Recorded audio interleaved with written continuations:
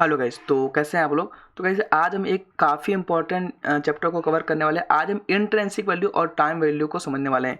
ये गाइस बहुत ही इंपॉर्टेंट है और बहुत छोटी सी चीज़ है, बट इसकी जानकारी होना बहुत ज़रूरी है। ठीक है, तो चलिए हम बिना लेट के हुए टॉपिक को स्टार्ट करते हैं। अगर चैनल पर पहली बार आए हैं आप तो चैनल को सब्सक्राइब कर लीजिए, और साथ ही साथ हमने काफ़ी सारे प्लेलिस्ट को फ्री ऑफ कॉस्ट अपलोड कर रखा है, जिसे आपको जरूर से जरूर वॉच करना चाहिए। अगर आप ऑप्शन के फील्ड में नए हो या ऑप्शन ट्रेडिंग समझना चाहते हो तो आप ऑप्शन सिंप्लीफाइड कोर्स को ज्वाइन कर सकते हो।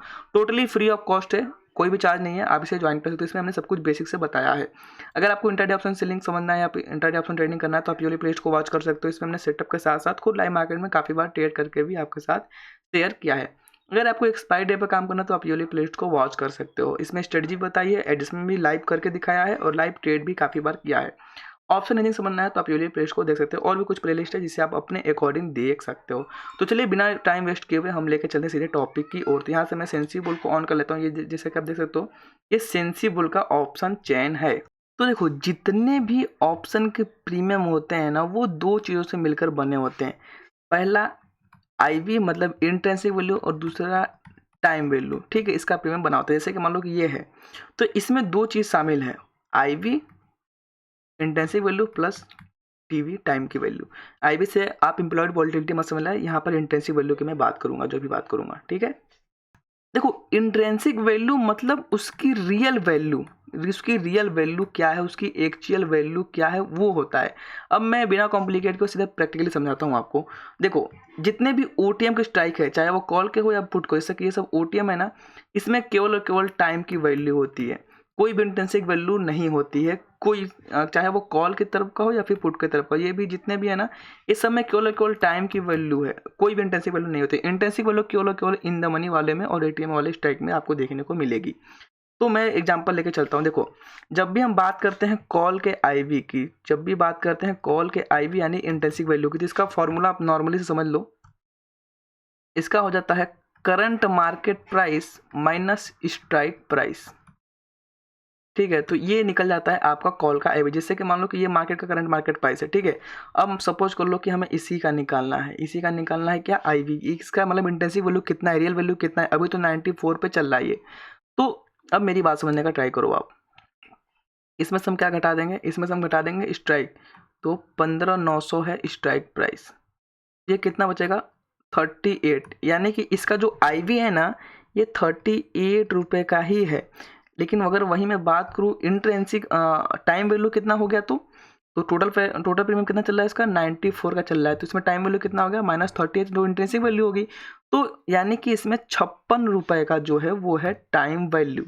जैसा कि आप यहाँ पर देख सकते हो, यहाँ पे मैं अगर 56 कर दूंगा ऐड, तो दोनों मिलाकर हो जाएगा आपका 94 रुपीज। तो इसमें ये हो गया आपका आईवी और ये हो गया टाइम की वैल्यू। देखो, अब मेरी बात समझने का ट्राई करना। अगर मान लो कि मार्केट यहीं पर जहाँ पर है वहीं पर एक्सपायर होता है, मतलब मार्केट यहीं पर मान लो हो जाता है एक्सपायर जहाँ पर अभी चल रहा है, तो क्या होगा, जितने भी ओटीएम के स्ट्राइक है ना, वो सब के सब जीरो हो जाएंगे। क्या हो जाएंगे, जीरो। लेकिन ये वाला जो प्रीमियम है, बिकॉज ये इन द मनी है, तो ये जीरो नहीं हो सकता है। ठीक है, ये अपनी इंटेंसिव वैल्यू के बराबर बचा रह जाएगा। तो इसकी इंटेंसिव वैल्यू कितना है, 38 है। तो अगर मार्केट जहाँ पर है वहीं पर एक्सपायर होता है, तो इसका प्रीमियम केवल केवल 38 बचेगा 94 से। मतलब 94 का भी चल रहा है ना, लेकिन मार्केट जहाँ पर है वहीं पर एक्सपायर होता है, तो ये 94 से हो जाएगा 38 का। ठीक है, इतना आप दिमाग में डाल लो, 94 का नहीं बचने वाला अगर मार्केट यहीं पर एक्सपायर होता है तो। अब मैं एक और ले लेता हूँ अंदर का, मान लो कि मैं ले लेता हूँ 15,700 का। ठीक है, मान लो कि हमें इसको पता करना है कितना है। तो यहाँ से सिंपली वही same formula, current market price कितना हो गया आपका, 15,938 माइनस स्ट्राइक प्राइस कौन सा लेना है, 15,700। तो इसका कितना हो जाएगा, 238। मतलब इसकी जो है इंटेंसिव वैल्यू वो है 238 रुपये। तो टाइम वैल्यू कितना हो गया, जो इससे ज़्यादा होगा 10 रुपये 50 पैसे। इन दोनों को जोड़ दोगे तो इसी के बराबर आ जाएगा जो अभी इसकी प्रीमियम चल रही है। तो ये उसका हो जाएगा इस आईवी, और ये हो जाएगा इसका टीवी। ठीक है, टाइम की वैल्यू। तो मतलब अगर मार्केट जहाँ पर वहीं पर एक्सपायर होता है ना, तो ये 248 का नहीं बचेगा प्रीमियम, ये एक्सपायरी के दिन 238 का हो जाएगा। ठीक है, देखो धीरे धीरे टाइम के वैल्यू के हिसाब से कम होता जाता है। मतलब कितना कम होगा वो थीटा बताएगा आपको, डे बाई डे कितना कम हो सकता है। तो थीटा के बारे में अगर नहीं पता है आपको तो ऑलरेडी वीडियो बता रखा हमने पीछे, उससे आप देख लेना। यही मतलब देखो अब ये 56 रुपये का प्रीमियम है ना, तो इसी में से थीटा का वैल्यू धीरे धीरे थीटा डीके होता रहता है, ठीक है। और ओवरऑल अंत में ये 38 का बचेगा अगर मार्केट जहाँ पर है वहीं पर एक्सपायर होता है। तो कितना कम होगा डेली का डेली, वो बताता है थीटा। तो आप थीटा वाले पार्ट को देख लेना, तो आपको मे भी क्लियर हो जाएगा ज़्यादा। अब देखो अगर मैं बात करूँ एटीएम का, तो एटीएम का क्या हो जाएगा करंट मार्केट प्राइस तो यही है।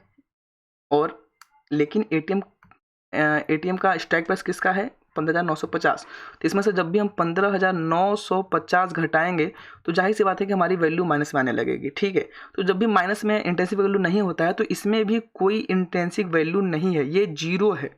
ये पूरा का पूरा टाइम वैल्यू है, ये एक्सपायरी के दिन जीरो हो जाएगा, ठीक है।